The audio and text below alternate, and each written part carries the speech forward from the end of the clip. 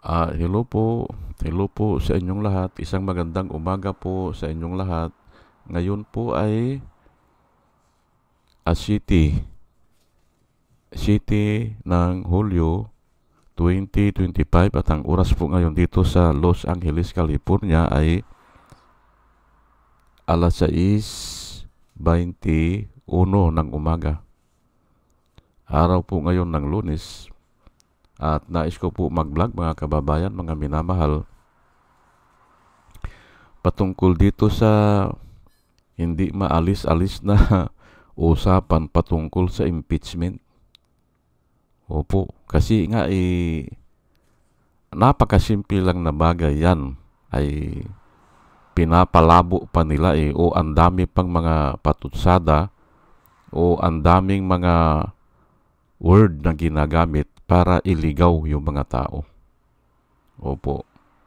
Kanina po ay napakinggan ko kanina ko lang napakinggan doon sa replay doon kay GBD ata yun, ano? Pinarinig na yung sinabi ni Coco Pimentel eh. Ngayon ko lang narinig, ngayon lang umaga, ang sabi niya ay hindi dapat napupunta sa Supreme Court. Sabi niya. Kasi ang sabi ni Chis Escudero ay may Supreme Court naman kanya. Free kayo napupunta ron kung nakikita nyo na hindi kayo sumasang-ayon sa ginagawa ng Senado. Free kayo. Ay tama yung sabi ni Coco Pimentel. At yung nga ang nabasa ko sa Biblia. Ngayon ay tama. Kasi napakasimpleng bagay eh. Bakit dadalhin sa Supreme Court? Yung po ang sinasabi ng Biblia. What? Sabi po ni Paul eh. What? Sabi niya, sino ang nakasira ng iyong pag-iisip? Ang sabi po ni Paul doon sa mga mananampalataya, a brother will go against brother in court, sabi niya. Ay napakaliit na bagay ang pinag-aawayan nyo. Lupa lang yan. O kapirasong lupa o boundary lang. A brother will go against brother in court. Sinasabi po ito ni Paul sa mga mananampalataya. Bakit hindi nyo pag-usapan yan? May mga pastor kayo. May mga elders kayo. May simbahan kayo. Pag-usapan nyo yan. Napakaliit na bagay yan. At ang isa pa, dinala nyo doon sa korte na ang mga members, sabi ni Paul, ang mga members ay less esteemed by the church. Hindi nire-respeto ng church kasi nga nababayaran o tumatanggap ng suhol ang mga judges. Nababalitaan din nila yan 2,000 years ago. Hindi ba? Nababalitaan yan. At panahon pa ni Moses, binigyan na ng babala ang mga judges. Judges, huwag kayong tatanggap ng suhol. Dahil nga ang suhol ay nakakabulag at nakaka-alter ng narration. Nakaka-alter ng narration pag tumanggap ng suhol. Tama si Coco Pimentel. Ang sabi niya, bakit dadalhin? Huwag nang dalhin dun, sabi niya, sa Supreme Court. Napakaliit na usapin lang yan. Wala na bang mabibilanggo dyan eh. Sa impeachment. Napakaliit lang. At yung forthwith lang, yun ang pag-uusapan ay, ay kahit na grade school, i-google yan, alam na ang forthwith eh. Hindi ba? Kahit na grade school, i-google mo yan. Hindi ba? Ay ako nga aminin ko, hindi ko alam ang forthwith. Pero doon sa port, may kwan ako, may meaning ako doon. Forward yan eh. Port, come port, hindi ba? Come forward, hindi ba? Come port. Hindi ba? Adi at least mayroon kang, yung with naman, alam mo naman yung with eh. Forward with, siguro, ahead, ganun. Ngayon ay ito nga ang title ko po ay palagay ko, matatanggal si Escudero. Yan po ang title ko. Palagay ko, matatanggal si Escudero diyan sa pagka-Senate President. O, papalitan siya ni Tito Soto. At least, si Soto may napatunayan na. Hindi ko gusto ito si Soto. Kasi nga, ang gusto kong maging leader ng Senado ay attorney. Opo. Pero kung attorney naman at hindi naman gaganap, hindi ba? O hindi niya gaganapan yung pagka-Senate President niya, hindi ba? Ay wag na lang. O, ito si Soto ay may nagawa po ito na maganda nung hindi niya pinayagan na hulihin si Trillanes sa loob ng Senado. Opo, nagtago kasi si Trillanes sa loob ng Senado po eh. Ngayon, ay nung huhulihin siya, kasi nga, niribuka ni Duterte yung yung pardon ba yon o kung anong tawag doon, yung executive clemency, pero parang pardon po eh. At yung pardon po ay ginawa po ng legislative. Pinirmahan lang o ang nagsuggestion doon o ang sumulat doon ay legislative. Kaya batas po yun eh. In-implement lang po ni Noynoy Aquino. Noynoy ba? Oo, Noynoy. Ninoy yung tatay niya eh. O in-implement lang niya. Kaya hindi pwedeng i-revoke yun. Batas po yun eh. O, pero pinipilit ni Duterte na pwede niyang i-revoke o baliwalain yung kwan. Kasi nga nawawala daw yung application. O, hinahanap nila ang application ni Trillanes doon sa DND. Sa DND pala pinapile yung application na yan ay nawawala daw. O, ngayon, ang sabi ni Duterte, nawawala, sabi niya, ay hulihin yan. O, kasi nga, mahilig sila doon sa kwan doon sa mga salita na kwan na hindi natin kabisado. Latin ata yun, ab inito, hindi ba?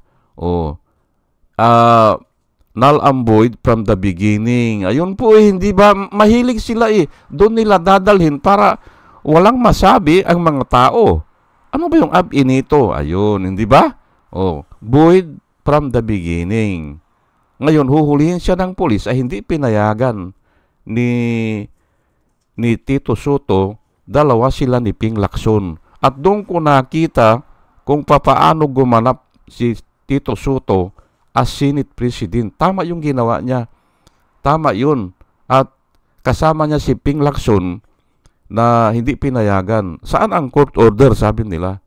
Court order lang ang pwedeng magpadakip sa tao. Ay walang maipakita kasi nga ang order ay galing lang sa presidente. Ay hindi pwede yun. Hindi ba? Ang iniisip ko nga noon, kung papayagan kako ito ng Senado na dakpin, ay kasi nakakulong na po si Dilima noon eh. O, kung papayagan kako ng Senado ito na dakpin si Trillanes doon sa loob, uubusin sila dyan, kako. Uubusin na kayo dyan. Kasi nga wala nang depensa eh. Wala na eh. Kung ano ang maisipan ni Duterte, kung ano ang deklarasyon niya, yun na yun. Pati nga po si Robin Hood Padilla pumunta na rin ng Senado para dakpin daw si Trillanes Hindi ba? O ganun po katindi ang mga panahon ni Duterte. Siya ang batas, hindi ba? Walang batas-batas sa kanya. Basta sinabi niya na ab inito, ayun na yun. O, gagawa silang ng paraan. O, ganun din ang ginawa nila kay Sirino, hindi ba? Kunyari, hinahanap nila yung salin. Hinahanap nila yung salin ni Sirino kasi nga nagtuturo sa UP. Ay government service po ang UP eh. Hinahanap nila ay 10 years ago pa ata yun. Ha? Wala ba? Walang bang salin? O, i-impeach yan. Hindi nagsusubmit ng salin yan. Ayun nga. O, ay samantalang wala namang... Ako nagturo po ako sa State College and Universities. Wala pong pera dyan. Wala. Halos 7 taon po ako nagturo dyan ng engineering. Doon sa Sambales. Opo, Ramon Magsaysay Polytechnic pa noon. Polytechnic College. Ako ang kauna-unahan nagturo ng engineering. Opo. Mag-isa ko lang po. Ako, third year yung tinuruan ko. Oh. Hanggang nakagraduate at nakapag-graduate ako siguro ng tatlong batch. At doon po, wala pong kita sa kwan, walang kinikita po ang magturo. Wala. Oh, noble profession lang po yan. Maliban na lang, yung naka-assign siguro sa mga admin ng universities. Baka pwede pa. Pero yung mga nagtuturo, wala po. Kumisa nga, tsuk, wala na eh. Bumibili na kami ng tsuk. Oh. Ako nga ay nag-donate na ako ng kwan eh. Nag-donate na ako ng 2 blackboard eh. Kasi nga, wala din blackboard din, di ba? Paano kang mag-lecture? Di ba?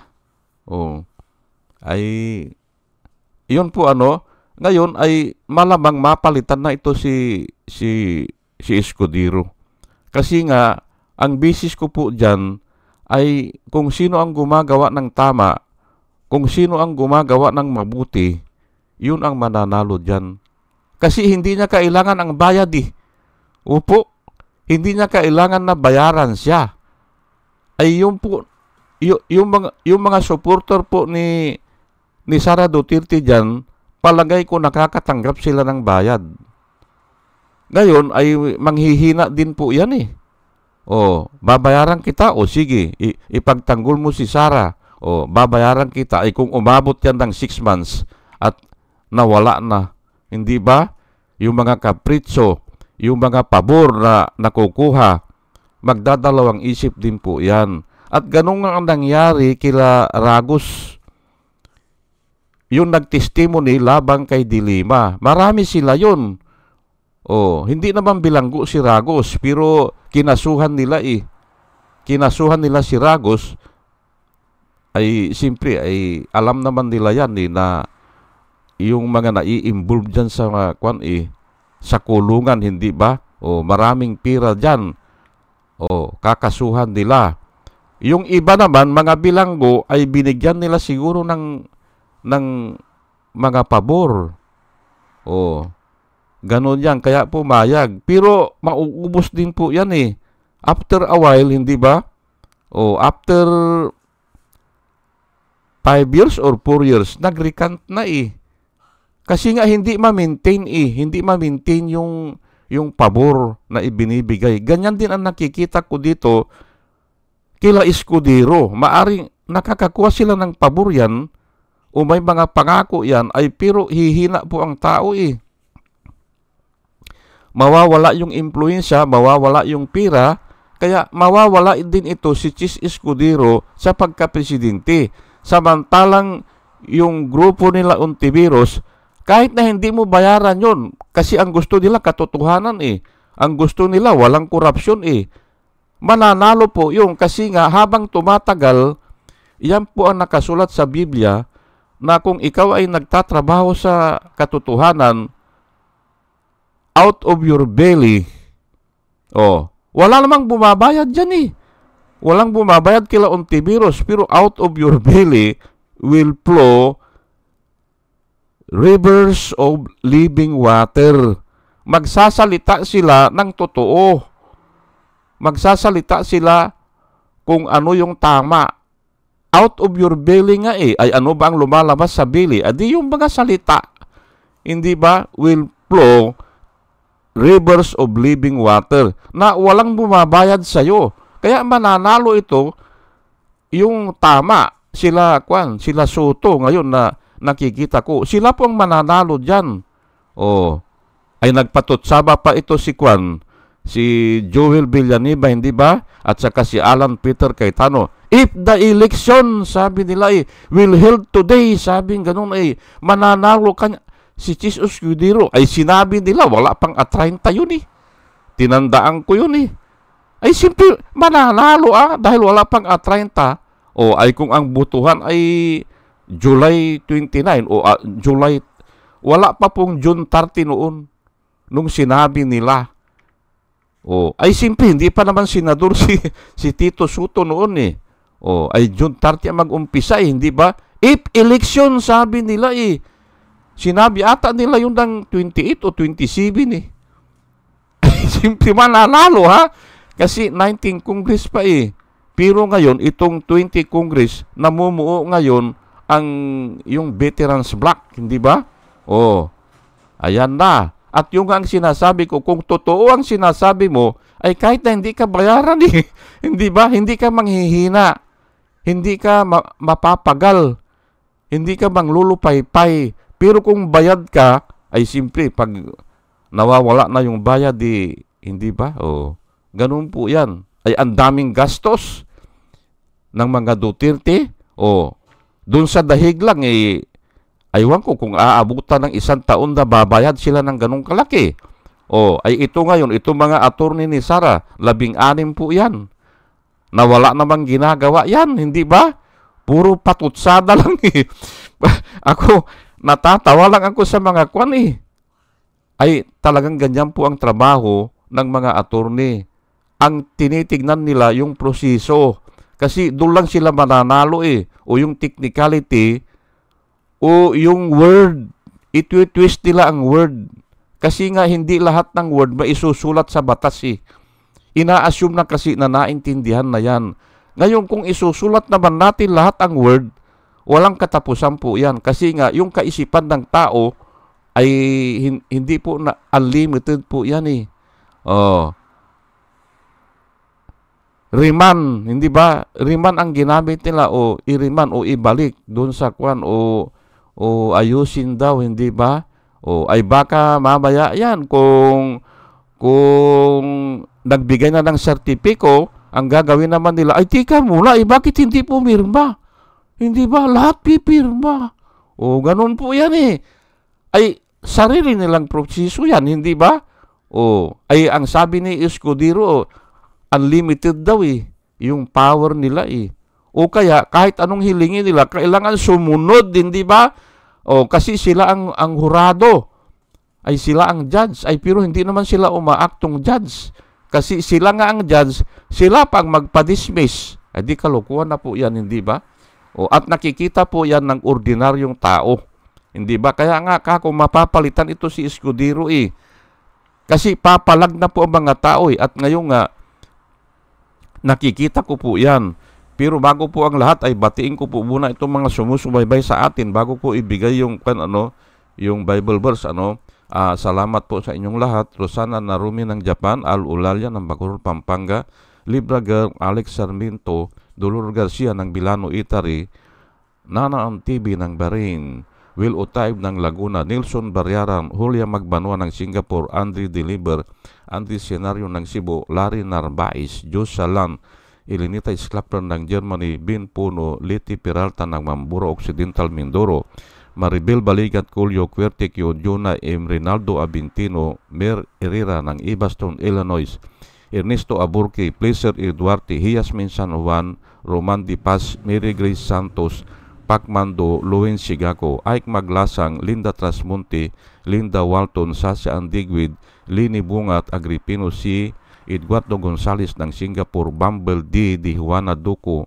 Ernesto Honrado, Josephine Lucas, Bert Abogado, Demetrio Pascual, Soledad de Maculangan, Brenda Martin, CJ Torrio, Melchor Tolentino, Brother Pacamara, Manuel Lim, Danilo Magno, Lawrence Alindayo, Edelberto Infante, Bos Reyes, Paul Vincent Lim, Seno Gaya, Rufino Baldos, Biti Velasco, William Ilay, John D. Cinco, Victorino Ripran, Norman Nabatar, Bonifacio Avila, Danilo Magno, Carl Alman, Salvi Ibanez, Domus Ticton, Tip Mercado, Bernadette Francisco, Yoser P.O., Cyril Andres, Serbihinil Dugardi, Rubin Dilpin, Mama Gina, Lanzo Bigtak, Leonardo Asibis at saka si Jose Tosi. Salamat po sa inyong lahat. At ito naman po ang mga vloggers na nire-recommenda ko po sa inyo na ating panoorin at suportahan. Michael Apasible Bulletin, Atty. Insurrecto, Bunyog Pagkakaisa, Vlogcaster Armandin, Engineer Tuto Kausing, Aling Marie, Mr. Sa Totoo Lang To, Christian Isgira, PMTGR Vloggers, The Action Man, Roja Pantors, Divina Apostol, CG Pichay, Kapian Yart at Ago, Dimjus Yorne Kakamping, Ang Batas with Atty. Claire Castro, Kawal de Carbonel, Atty. Silo Magno at saka si Kristan. Ugaliin po natin ang makinig sa kanila at marami po tayong matututunan sa kanila at nakikita ko po na sila ay nagbablog para po sa ikabubuti ng bayan. Okay, ano po ang sinasabi ko dito? Hindi magtatagal yan si Escudero. Kasi nga yan ay nananahan lang sila sa mga kapritso na ibinibigay sa kanila o mga pabor. Samantalang kung ikaw ay nagtatrabaho sa katotohanan, didiretsuhin ko na po ha, dahil sa Biblia po galing ito out of your belly will flow rivers of living water. Yang mga salita, hindi mauubusan yan. Opo, at pakikinggan po ng mga tao yan. Kasi nga, hindi naman nagkukontradik ay sila nagkukontradik, hindi ba? Ito po ito ang dahilan ko bakit hindi sila tatagal yan. Yung mga grupo ni Duterte, ito po some trust in chariot. Psalms 20 verse 7. Some trust in chariot and some in horses, but we will remember the name of the Lord our God. Ayan po some trust in chariots and some in horses, but we will remember the name of the Lord our God. Kung sino po yung nagtatrabaho sa katotohanan, ay simple, ang Diyos ay katotohanan po Yun po ang mananalo dyan sa bandang huli. Kasi hindi manghihina po yun hindi manghihina. Kasi tama yung nilalaban nila. Hindi ba? Samantalang yung iba, ay kung nakita nila na alanganin na yan hindi na sila susuporta dyan Isaiah 41 verse 10. So, do not fear. For I am with you. Do not be dismayed, for I am your God. I will strengthen you and help you. I will uphold you with my righteous hand. Iyan po ang sinabi ng Panginoon sa pamamagitan ni Propeta Isaiah. So, do not fear, for I am with you. Yung po nagtatrabaho sa katotohanan o gumagawa ng mabuti o totoo yung sinasabi, hindi po natatakot yan Yan po ang basis ko. Kaya matratalo itong grupo nila, Sara. Ayan po So, do not fear, for I am with you. Do not be dismayed, for I am your God. I will strengthen you and help you. I will uphold you with my righteous right hand. Ayan po sige po at hanggang dito na lang po at sana may natutunan po tayo at dalayan ko po bago ako mag-umpisa na bigyan tayo ng wisdom na nanggagaling sa Panginoon. At muli mga kababayan, mga minamahal, isang magandang umaga po sa inyong lahat at salamat po sa inyong pakikinig. Salamat po ng marami. Salamat po.